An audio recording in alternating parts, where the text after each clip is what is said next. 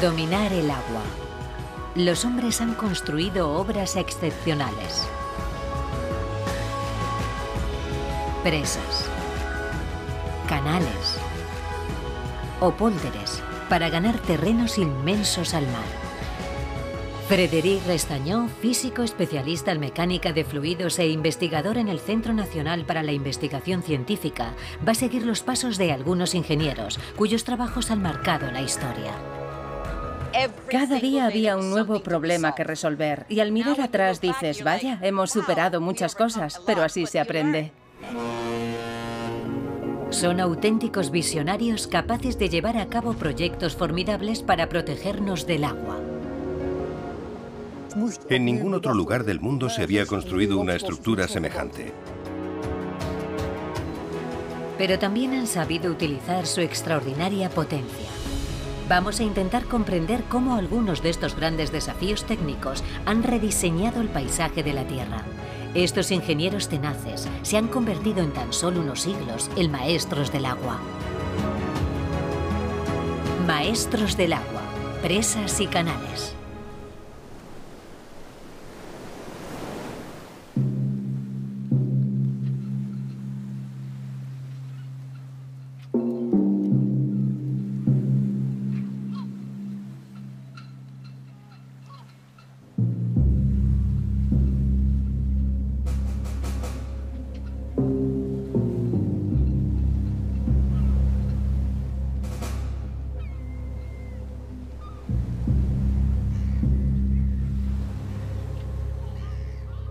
Fue aquí donde hace cerca de 3000 años surgió la idea de crear el Canal de Corinto.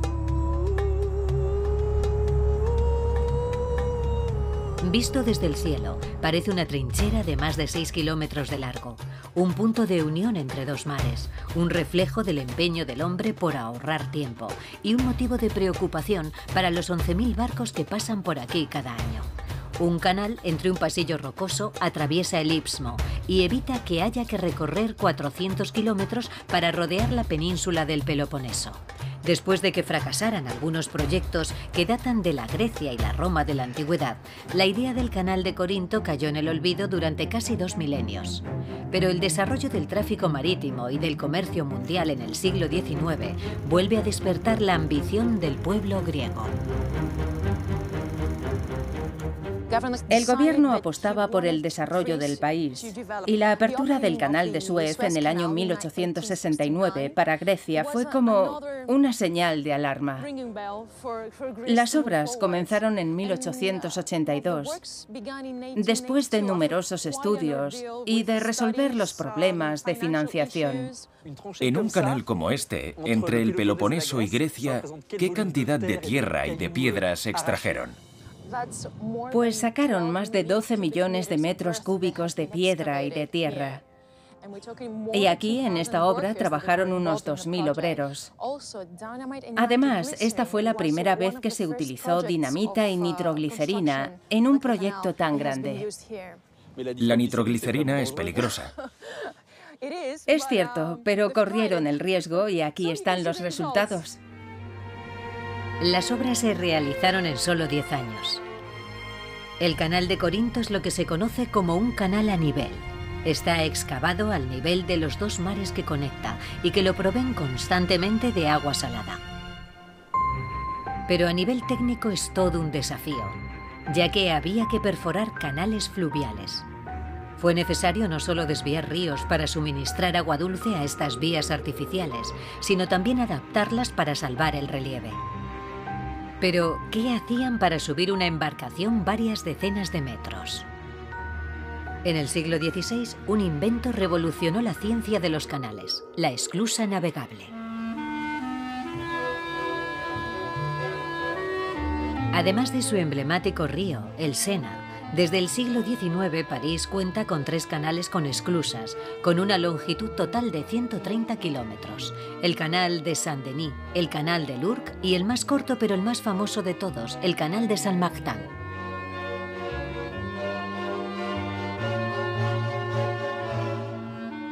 Este canal consta de 9 esclusas que permiten a las embarcaciones salvar en ambos sentidos cerca de 26 metros de desnivel que separan la vía artificial del río.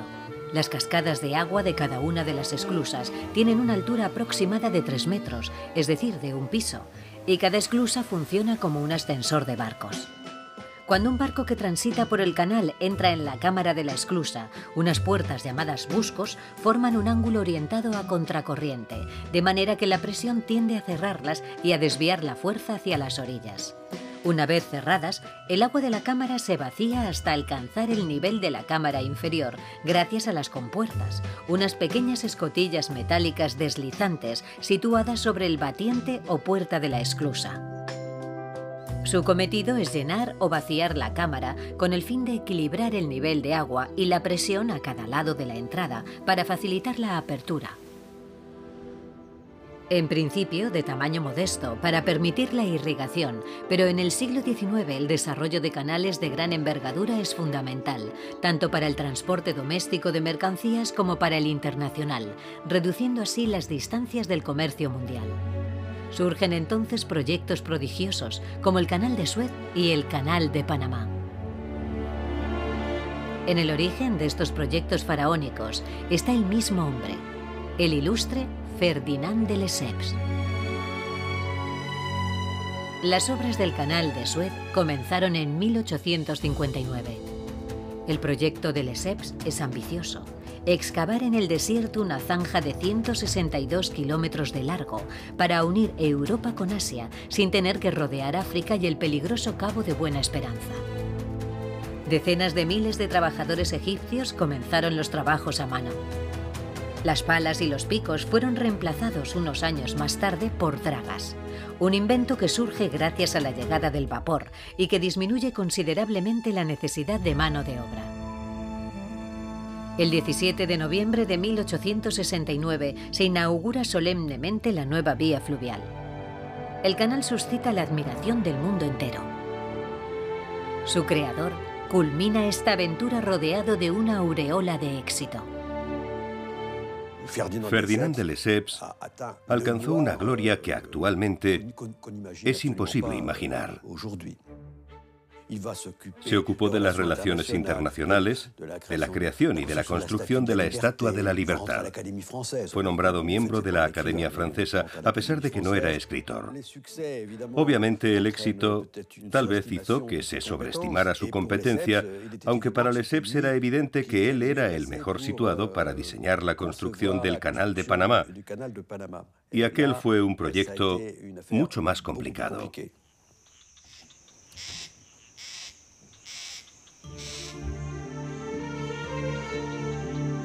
Para rastrear la historia de pesadilla de la construcción de este canal, Frédéric Restañó viaja a Panamá.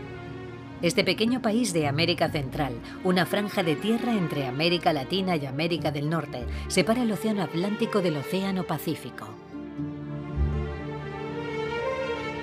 En la zona más estrecha del istmo, cubierta por una jungla densa y húmeda, Ferdinand, a quien apodaban el Gran Francés, se lanzó a la construcción de un nuevo canal marítimo interoceánico. Pero el diplomático, cegado por la gloria, subestimó las dificultades climáticas, geológicas y económicas de este nuevo proyecto. A pesar de las reticencias de algunos de sus asesores, los trabajos comenzaron en el año 1882. Además de descubrir un espeso bosque tropical inundado por las lluvias torrenciales, los trabajadores se enfrentaron a otra dificultad, una zona montañosa, la Culebra, a 95 metros por encima del nivel del mar. Se conocía la geografía, pero no la geología. Pensaban que podrían excavar esa montaña de forma similar al Canal de Corinto. Pero se trataba de un material muy friable y a medida que se perforaba, se producían deslizamientos de tierra. A esos deslizamientos también contribuían las lluvias torrenciales que lo destrozaban todo. Siempre había que volver a empezar, era como el barril de las Danaides. Los obreros comenzaron a sufrir enfermedades desconocidas. De hecho, trabajaban en una zona infestada de mosquitos que transmitían fiebre amarilla y paludismo. Ante la mirada impotente de los médicos, moría un trabajador tras otro. En la época, estaban lejos de poseer los conocimientos necesarios para combatir esas enfermedades. Un ejemplo, se pensaba que colocar vasijas de agua en las patas de la cama era una forma de que las hormigas no subieran a la cama del enfermo. Pero lo que sucedía era que en esa agua estaban los criaderos de mosquitos. Así que en el mismo hospital donde tú tratabas de combatir eso, tú estabas produciendo el mal. Hubo decenas de miles de muertos, y creo que ese fue un factor fundamental en el fracaso de Ferdinand de Lesseps.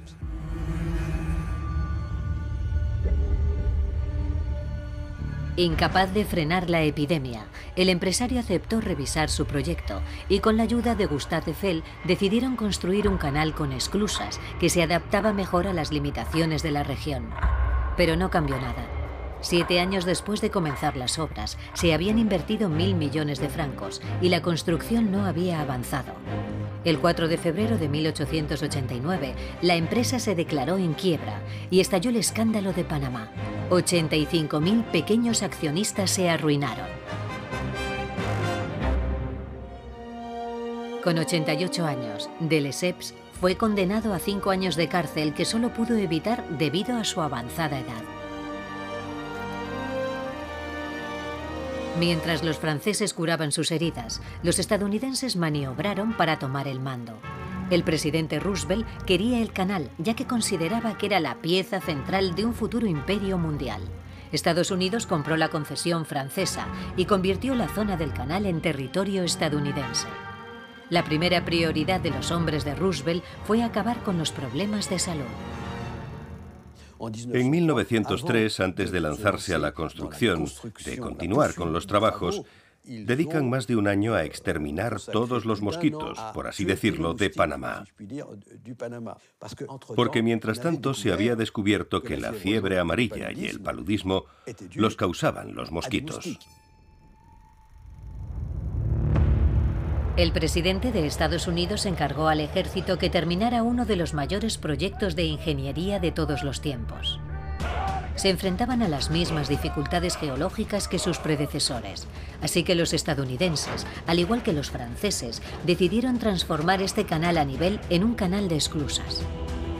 Para abastecerlas, construyeron una presa sobre el río Chagres. La presa inundó buena parte del país, dando lugar a un inmenso lago artificial, el lago Gatún. Situado a 26 metros de altitud, permitía atravesar el istmo sin necesidad de excavar la montaña y será accesible gracias a 2 series de esclusas hechas a la medida del proyecto, 2 buscos de 25 metros de altura y cámaras de 320 metros de longitud. Para estabilizar los navíos durante el tránsito, utilizan un innovador sistema de locomotoras que actúan como remolcadores.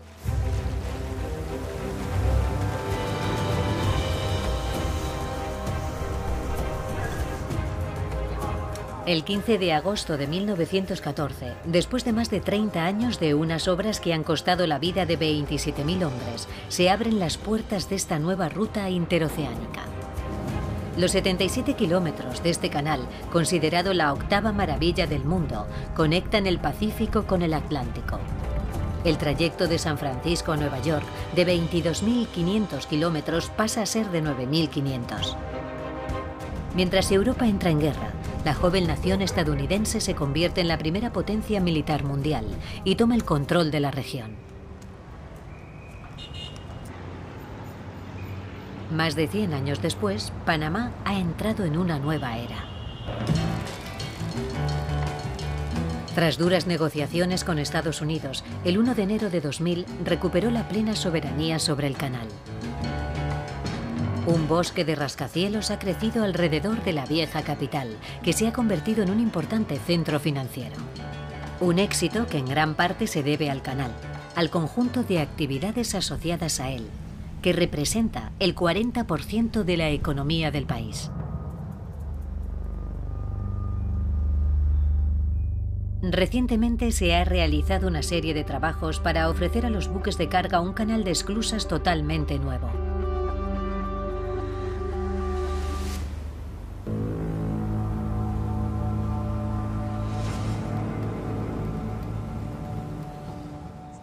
Es increíble.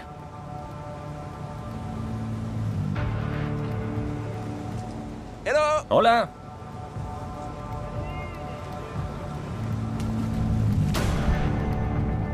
Un proyecto titánico supervisado por la ingeniera panameña Ilia Marota, al que le ha dedicado 9 años de su vida. Necesitábamos nuevas esclusas porque el tráfico marítimo ha crecido mucho y los buques son cada vez más grandes. Habíamos llegado al límite. Teníamos que dar cabida a más portacontenedores y más grandes que no podían usar el antiguo canal. Si no, perderíamos parte del mercado y nuestro rango de canal mundial. ¿Y cuál es el tamaño de la esclusa? Esta cámara tiene 55 metros de ancho y 427 de longitud. Los buques más grandes que pueden pasar no deben superar los 366 metros de largo y 49 metros y medio de ancho. Con esa longitud, en las esclusas actuales se puede meter una torre Eiffel. Así es. De hecho, con la cantidad de acero que se ha usado para reforzar estos muros de hormigón, se podrían construir 19 torres Eiffel.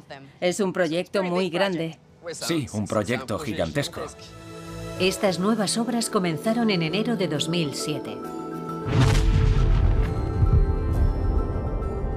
Como respuesta a la competencia con el Canal de Suez, Panamá decide ampliar los canales de navegación, transformando la legendaria Culebra en un gigantesco campo de minas.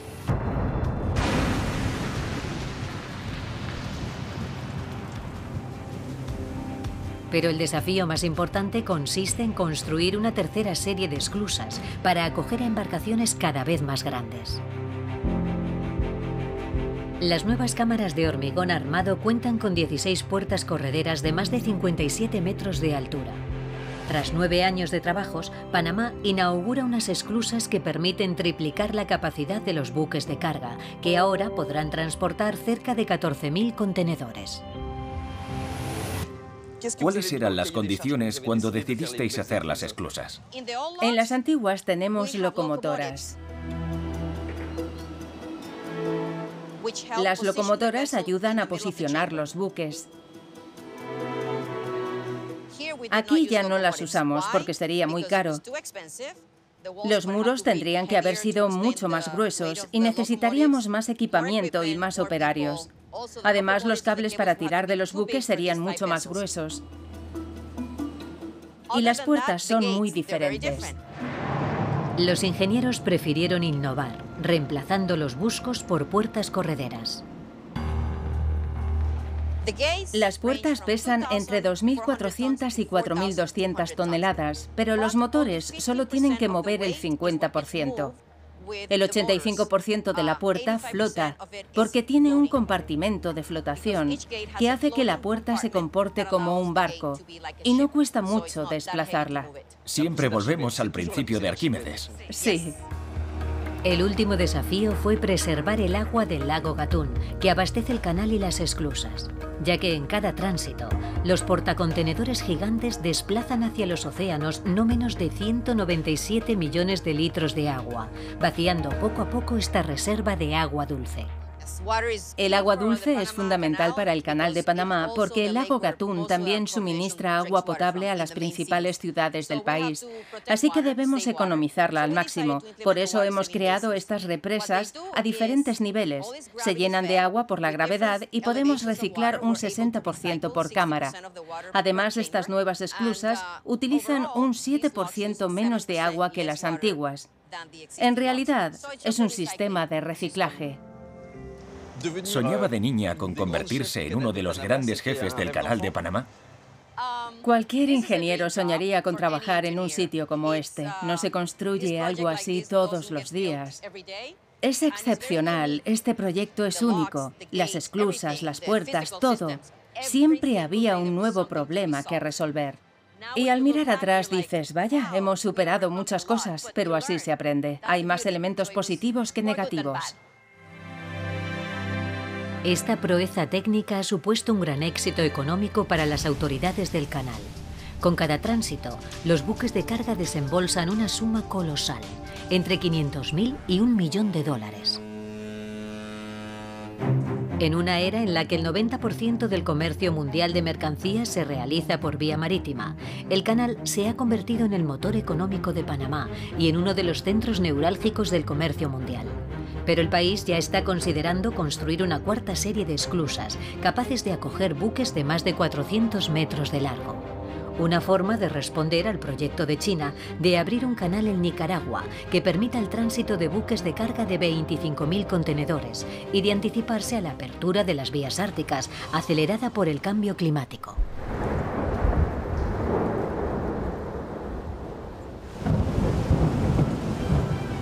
El agua es una de las preocupaciones del hombre. Gracias a proyectos excepcionales, los ingenieros han sido capaces de desviarla para crear vías navegables que reducen considerablemente las distancias. Al intentar dominarla, algunos pueblos han sido incluso capaces de rediseñar el paisaje y ganar territorios al mar.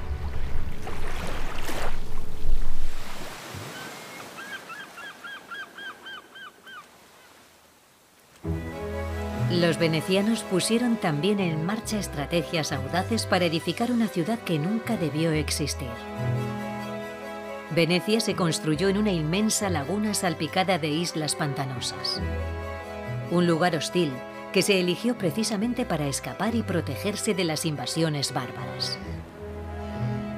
Hoy es un tesoro arquitectónico Patrimonio Mundial de la UNESCO. Con sus innumerables canales y palacios, Venecia da testimonio del genio humano para dominar el agua.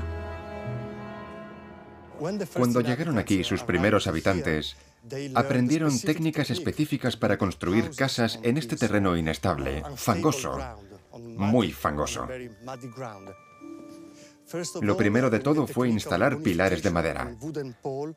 Crearon una base, una plataforma, y debajo hay millones de estacas. Esas estacas se colocaron para consolidar el suelo. Bajo la plaza de San Marcos hay probablemente entre 200.000 y 300.000 estacas. Y cuando caminamos por Venecia, es posible que lo estemos haciendo sobre uno de los bosques fósiles más grandes de Italia. Es un hermosísimo ejemplo de cómo Venecia ha dominado el agua durante tantos siglos. Pero sin embargo, estaban sujetos al ritmo del agua. El agua alta condiciona enormemente la vida de los venecianos. Cuando llega, todo el mundo se ve obligado a caminar por pasarelas. Así que para quienes habitan estas casas, es muy peligroso vivir en la planta baja. Es mucho mejor quedarse en los pisos superiores. El agua alta es difícilmente previsible, ya que sus causas son múltiples. En Venecia, el fenómeno de la marea solo influye un 20 o un 30% en el proceso del agua alta. Durante las mareas más intensas, el agua sube un máximo de 50 centímetros. De hecho, el nivel del mar depende también de la presión atmosférica. Las altas presiones de los anticiclones, por encima de los 1013 milibares, hacen descender las aguas, mientras que las depresiones las hacen subir. Una fuerte depresión puede hacer que suba hasta 30 centímetros y suele ir acompañada de lluvias intensas que agravan la situación. Pero un viento fuerte y constante que sopla hacia el suelo puede provocar una importante subida del nivel del agua, de incluso 1 metro de altura.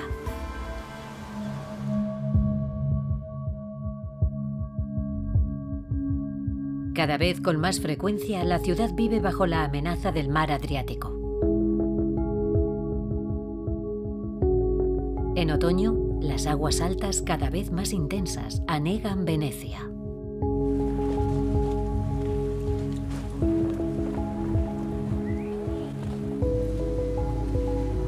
La más terrible fue sin duda el Aqua Grande del 4 de noviembre de 1966. El agua, empujada por una tempestad y un fuerte viento del sudeste, subió 194 centímetros por encima del nivel de referencia.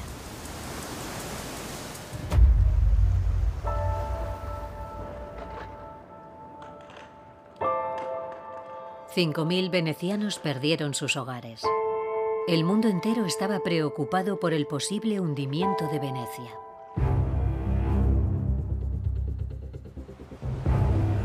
Para salvar la ciudad, en los años 70 se puso en marcha el proyecto Mose, una presa única en el mundo.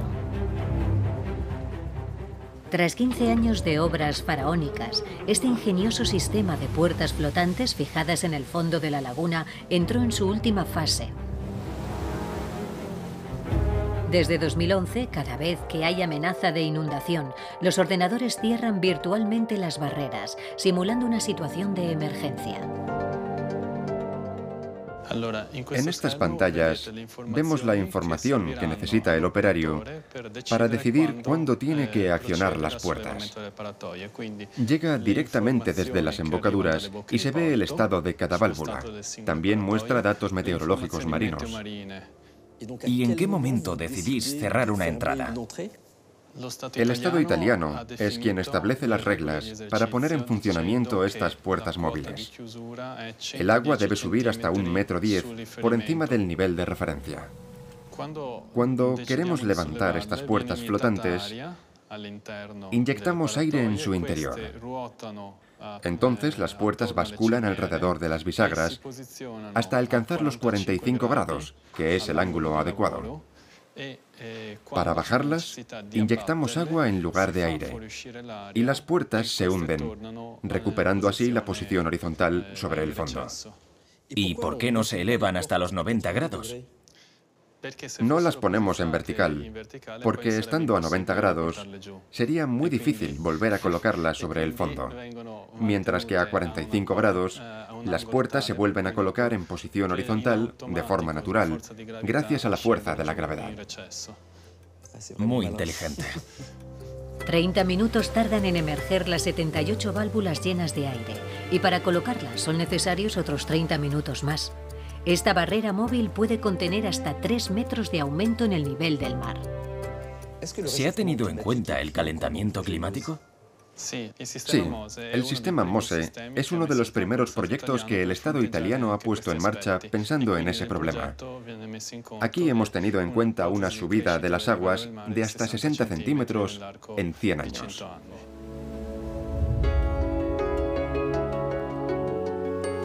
Una tecnología audaz por la que los italianos han pagado un alto precio.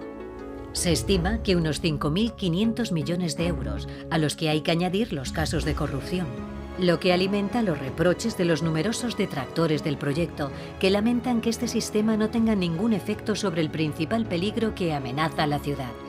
Cada año, Venecia se hunde varios milímetros, con el riesgo de desaparecer.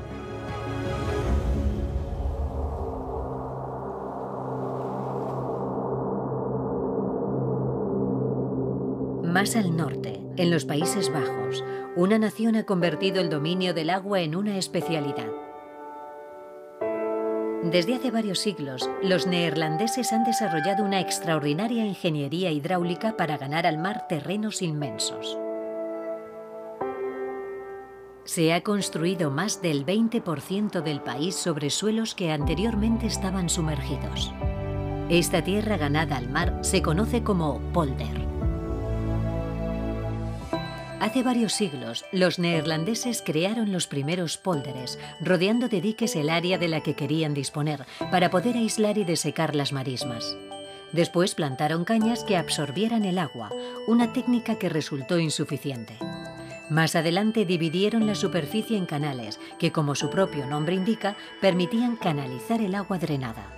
Para evacuarla construyeron molinos provistos de un tornillo que bombea el agua y la vierte en un canal superior para reconducirla a los ríos o al mar.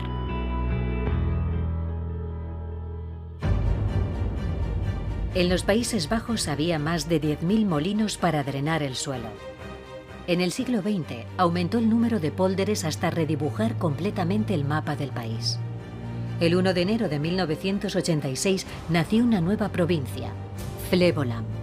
Flevoland significa nueva tierra y es el resultado de la unión de dos pólders.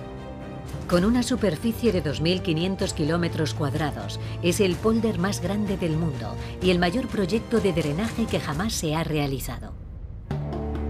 Desde la Edad Media, los neerlandeses han ganado al mar una superficie de 220.000 hectáreas. Una conquista que no está exenta de consecuencias. Una tercera parte del país se encuentra por debajo del nivel del mar y el 60% de la población vive en zonas inundables. En el año 1953, una devastadora tempestad cambió definitivamente el aspecto del país. El 1 de febrero, una potente marea acompañada de una depresión con vientos huracanados de hasta 150 kilómetros por hora empujó las aguas del Mar del Norte contra los diques con una presión colosal. Durante la noche, en el sur del país, se rompieron 89 barreras, dejando pasar una ola de agua helada de 4,5 metros de altura que engulló 200.000 hectáreas. El balance fue trágico. 47.000 edificios destruidos, miles de animales ahogados y, lo que es peor, murieron 1.835 personas. Una tragedia sin precedentes que impulsa a los Países Bajos a emprender el mayor proyecto de ingeniería civil de todos los tiempos, el Plan Delta. Durante más de 30 años se construyen las barreras más poderosas jamás imaginadas. Presas y diques invulnerables destinados a bloquear casi todos los brazos de mar y las desembocaduras de los ríos en el sur del territorio. Cerca de Rotterdam se encuentra la pieza maestra del Plan Delta, el dique antitempestades del Escalda Oriental. Fueron necesarios 10 años de trabajos de gran complejidad para construir esta innovadora barrera que se extiende a lo largo de varios kilómetros. Son decenas de esclusas de acero de 42 metros de altura y 5,5 metros de grosor, que permiten el paso a las fuertes corrientes del Mar del Norte, pero a la vez resiste el embate de las olas si se desencadena una tormenta. Supongo que construir una presa de tal magnitud requiere muchas innovaciones. Desde luego, todo tuvo que inventarse. En ningún otro lugar del mundo se había construido una estructura semejante. Al principio, el diseño del Plan Delta preveía la construcción de un dique convencional. Era un dique cerrado que empezó a construirse en 1974. Sin embargo, cuando se iniciaron las obras, los ecologistas y los pescadores protestaron porque las parcelas de cultivo de ostras y mejillones no sobrevivirían. También habría sido un desastre para las plantas y otros organismos vivos. Así que paralizaron las obras y en su lugar, el gobierno decidió construir un dique abierto. Los ingenieros tuvieron que inventar un dique completamente nuevo, capaz de soportar un flujo de 2 metros cúbicos de agua por segundo. En el lecho del estuario se anclaron 65 enormes pilares de hormigón, cada uno con un peso de 18.000 toneladas. Entre cada pilar, unas compuertas correderas de acero se accionan desde la sala de control, en cuanto el agua alcanza 3 metros por encima del nivel de referencia. Se necesitan 75 minutos para aislar completamente del Mar del Norte a este brazo de mar. El Plan Delta convirtió a los Países Bajos en una de las zonas costeras más seguras del mundo, gracias a sus innumerables barreras y más recientemente a sus diques móviles. Con el paso de los siglos, los neerlandeses se han convertido en auténticos especialistas en el control del agua. La experiencia de sus más de 2.500 empresas y laboratorios que trabajan en este campo es reconocida en todo el mundo. En Delft, Frédéric Restañó, experto en mecánica de fluidos, visita uno de los centros de investigación hidráulica más importantes del país para conocer el trabajo de sus colegas neerlandeses que desarrollan protecciones costeras cada vez más eficientes. Es enorme. Sí, es muy grande. Tiene 75 metros de largo por casi 9 metros de ancho. En este tipo de estanques de olas, hacemos investigaciones sobre diques, puertos y barreras contra tempestades, como el proyecto MOSE de Venecia, que se testó aquí. ¿Y este estanque en concreto tiene algo de especial? Este es el estanque atlántico, donde podemos generar olas y también corrientes. Tenemos olas a este lado y las corrientes están al otro lado. Esto es muy importante porque, por ejemplo, los materiales que rompen las olas luego son arrastrados por la corriente. Todos sus experimentos se centran en este elemento imprevisible, el agua. Para simular su comportamiento y recopilar datos precisos, cada estanque está equipado con uno o varios generadores de ondas. Las olas no tienen una forma muy regular. Claro que no, igual que ocurre en la realidad. Todas las olas no son iguales. En una tempestad hay olas más altas y olas más bajas, y también más largas y más cortas.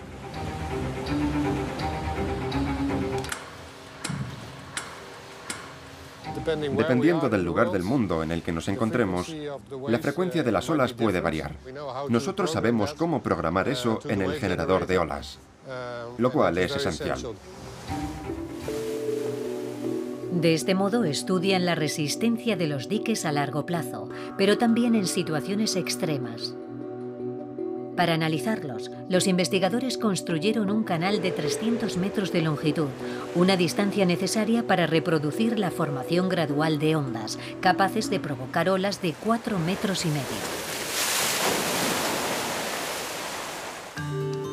Además, estos estanques gigantes son indispensables para estudiar a gran escala la protección costera, cada vez más amenazada. ¿Ha aumentado la demanda por el calentamiento global? Sí, ese es uno de los aspectos que tenemos en cuenta en cada proyecto.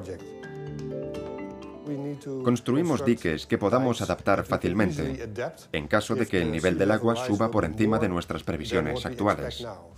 Si nuestras expectativas son falsas y el aumento no es de 1 metro, sino de 2 o 3 metros, debemos ser capaces de adaptar la estructura al aumento del nivel del mar. Imagino que aquí, en Holanda, es importante hacer estas pruebas. Sí, aquí es vital contar con instalaciones como estas para investigar, porque si cometemos un error, las consecuencias son mucho más graves que en ningún otro país.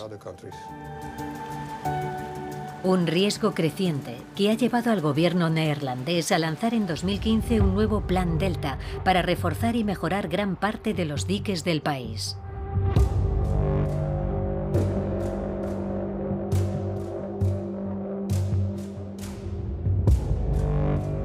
De hecho, el plan prevé un aumento del nivel del mar de 65 a 130 centímetros en el año 2100 y de hasta 4 metros en el año 2200, agravado por el hundimiento del suelo y la importante erosión de las costas. Para limitar las emisiones de gases de efecto invernadero, los ingenieros utilizan cada vez más la formidable potencia del agua.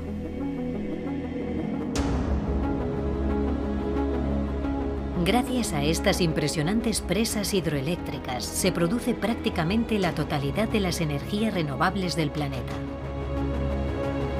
Representa casi el 80%, muy lejos del 12% de la energía eólica, el 7% de la biomasa o el 3% de la energía solar.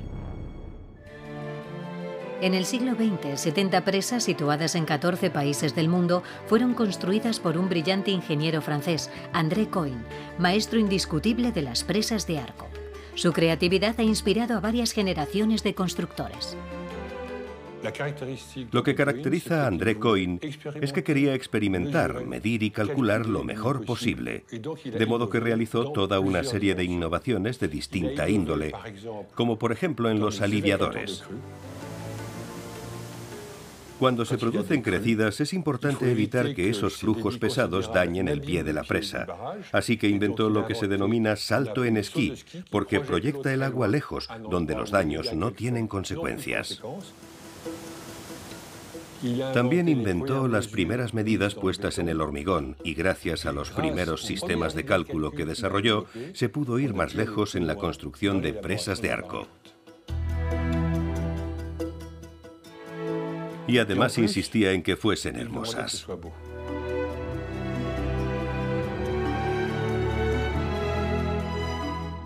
En la filosofía de André Coin, la naturaleza siempre debía prevalecer. El hombre no debía imponerse y bloquear un río era un acto poco modesto. Había que entender a la naturaleza.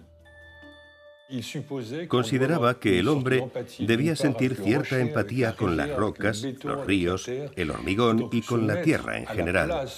Para él, ponerse en el lugar de la naturaleza no era una cuestión de arrogancia, sino un acto de absoluta sumisión. Aunque Coin se hizo famoso por sus presas de arco, a menudo construidas en zonas escarpadas, existen otros tipos de presas que se colocan a lo largo de los ríos, como las presas de gravedad. Pero todas tienen algo en común. Para construirlas, los ingenieros deben detener el curso natural del agua. Para erigir dicha estructura, primero hay que desecar la zona. Por tanto, es necesario desviar el curso del río hacia un canal temporal o hacia zonas más escarpadas mediante túneles de derivación. Luego utilizan la roca excavada para hacer muros de contención, es decir, diques y presas temporales para poder desecar la zona. Una vez seco el lecho del río, pueden comenzar los trabajos de excavación. La solidez del soporte se garantiza mediante la realización de pruebas y estudios detallados del suelo. Los terrenos que se consideran no aptos para los cimientos se sustituyen por hormigón de alta resistencia. Por último, se destruyen los muros de contención para inundar la presa y crear su vasto depósito. La calidad de la roca es primordial para construir una presa. Y en el momento de la primera inundación, ni siquiera alguien tan experimentado como André Coin vive con serenidad el último metro de relleno. Porque, como decía el ingeniero, de todas las obras hechas por el hombre, las presas son las más mortales. Una frase premonitoria. En el año 1954, André Coin completa la presa de Arco de Malpasset en el sur de Francia. Este embalse destinado a irrigar los cultivos de Fréjus se construyó en el valle del Gégá, un torrente que se seca en verano y se inunda en invierno.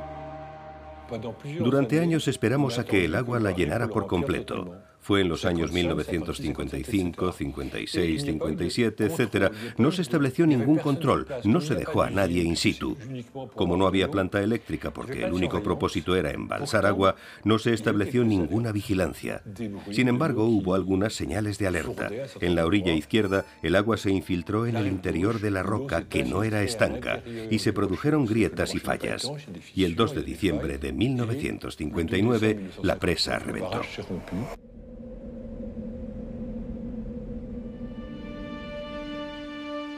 Alrededor de las 9 de la noche, una ola de 40 metros de altura se precipitó en el estrecho valle a una velocidad de 70 km por hora y barriendo todo a su paso.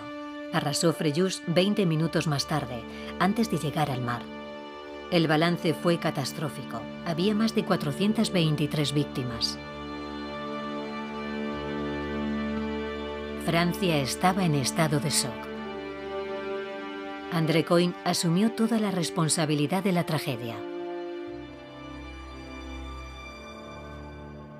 Cuando se hicieron las verificaciones no se descubrió ni un solo error de cálculo.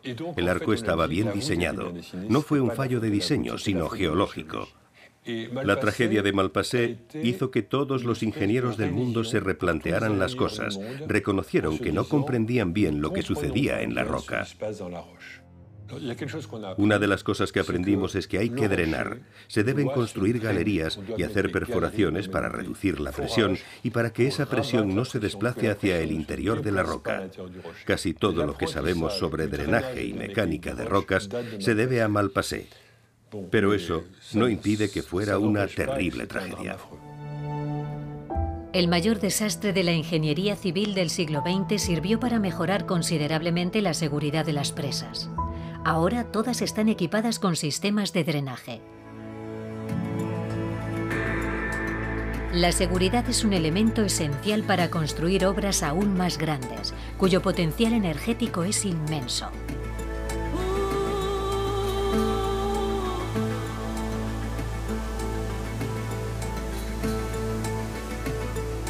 En América del Sur, el agua es un gran activo, especialmente en Paraguay, uno de los pocos países del mundo cuya energía es 100% hidroeléctrica.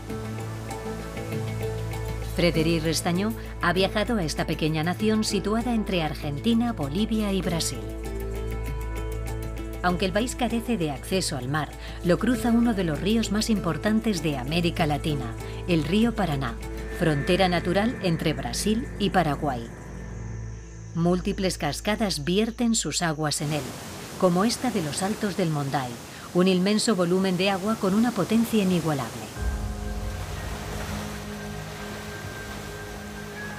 A pocos kilómetros de distancia, Paraguay y Brasil han construido conjuntamente la presa binacional de Itaipú.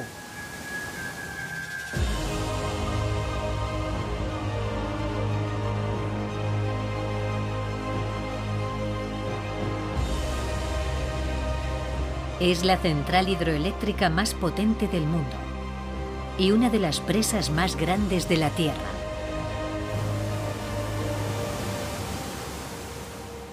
Este lugar es increíble, colosal.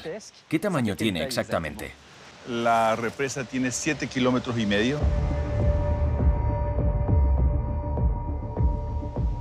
La altura total de la represa hasta la crista principal es de 225 metros. ¿225? Sobre el nivel del mar, exactamente. ¿Y la altura de la cascada? 120 metros para la potencia nominal de una máquina de 700 megas. Eso significa que cada turbina tendrá la misma potencia que un reactor nuclear. La Itaipú Binacional tiene una capacidad instalada de 14.000 megavatios. Comparando y suponiendo una central nuclear con 1.000 megavatios de generación, esto equivale a 14 centrales nucleares. Es asombroso. Un monstruo que suministra casi el 90% de la electricidad que se consume en Paraguay y el 15% de la de Brasil, gracias a una arquitectura y a un emplazamiento perfectamente estudiado por los ingenieros. ¿Qué tipo de presa es la de Itaipú? Es una barraje de gravedad construida sobre roca basáltica, bastante firme, similar a que nosotros podemos ver en las márgenes del río. Está construida en un cañón, el cañón del río Paraná. Y este lugar donde fue construida la central de Itaipú ha sido escogido por los ingenieros en la época debido a ser el punto en el cual se puede obtener la mayor capacidad de generación de energía eléctrica con el caudal afluente de la central y sacar la mayor productividad de las aguas del río Paraná. De modo que el flujo de agua y la geología hacen que este emplazamiento sea un lugar óptimo. Sí.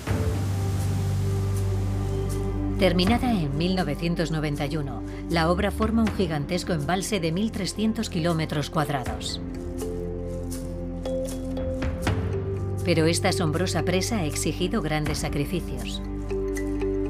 Para crear este lago artificial, las autoridades tuvieron que desplazar a 10.000 familias e inundar la selva tropical bajo 100 metros de agua. La presa de Itaipú, la primera en el mundo que cuenta con un plan de rescate de animales, ha sido declarada Reserva de la Biosfera por la UNESCO. Tanto la presa como su planta eléctrica cuentan con unos cimientos excepcionalmente resistentes, capaces de retener 29 millones de metros cúbicos de agua. Madre mía. Es gigantesca. Impresionante, ¿verdad? Impresionante, realmente. Y este es el fondo del río Paraná. ¿Estamos en el lecho del río? Así es, así es. Realmente este es la fundación, la base misma de la cota más baja en la presa principal, ¿sí? Como podés ver, aquí inclusive todas las rocas, piedras, son todavía de la época de la fundación, ¿verdad? La dureza de la roca basáltica es una de las claves de la presa de Itaipú. Correcto, así es. ¿Y aquí la presa se asienta sobre la roca? Sí, básicamente sí. Solo que la solidez de la presa principal se basa en los 81.000 millones de toneladas de hormigón armado que se encuentran, en un peso en toneladas impresionante. Para ahorrar hormigón y no cargar un peso excesivo sobre el lecho del río, los constructores diseñaron una presa hueca apoyada por contrafuertes. Una arquitectura que redirige las fuerzas hacia el fondo y que, gracias a su base más amplia, permite soportar mejor la enorme presión del agua. Una vez estabilizada, los ingenieros equiparon la presa con 20 conductos forzados, creando una altura de caída de casi 120 metros, que descarga directamente en cada turbina 700 metros cúbicos de agua por segundo. La electricidad se produce a los pies de la estructura en la central hidroeléctrica más importante del mundo. Ok, bueno, mira, estamos ahora mismo en la casa de máquinas. Todas estas tapas, color rojo que estás viendo, son las tapas de la unidad generadora. Es una locura pensar que emplean un principio de la física bastante simple, que es la dinamo, pero con una dimensión colosal. Exacto. Todos los campos de la física están aquí. La electricidad, la mecánica de los fluidos, el electromagnetismo, todo aquí. Prácticamente aquí fueron aplicadas todas las ciencias de la ingeniería. Sin embargo, a pesar de su capacidad para proporcionar energía limpia, las presas, que cada vez son más grandes, requieren grandes sacrificios, como poblaciones desplazadas y modificación del régimen hidrológico y del ecosistema del agua.